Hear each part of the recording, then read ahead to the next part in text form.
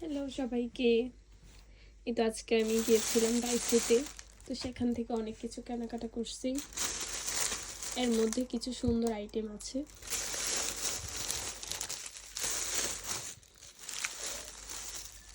এই গ্লাসটা নিচ্ছি জুসের জন্য, পড়িস না। এই হচ্ছে এগুলা। এই গ্লাসটা হচ্ছে অনেক সুন্দর লাগছে আমার কাছে, এর আগেও দেখে আসছিলাম, তো এবার নিয়ে আসছি। প্রাইস নিয়েছে 300 ইয়েন।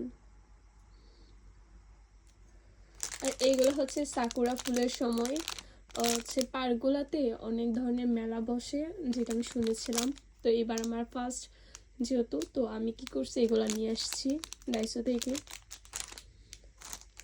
তারপর হচ্ছে এই কাপগুলা, এগুলোকে জুস বা কফি যেটাই বলা যায় খাওয়া যাবে পার্কে। আর এগুলো হচ্ছে রামেন খাওয়ার জন্য, দুইজনের জন্য দুইটা নিয়ে আসছি।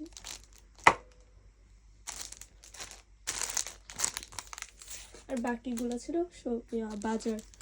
আর এইটা হচ্ছে অনেক সুন্দর, চিঠির জন্য আর কি।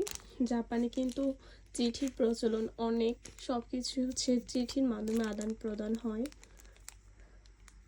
তো আসলে আমি এগুলো আনছি, সুন্দর লাগছে আমার কাছে।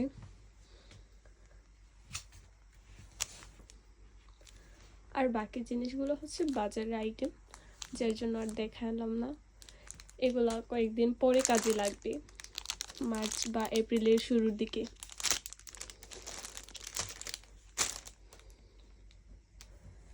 এই কাপ, এইটাতে হচ্ছে জুস বানাবো।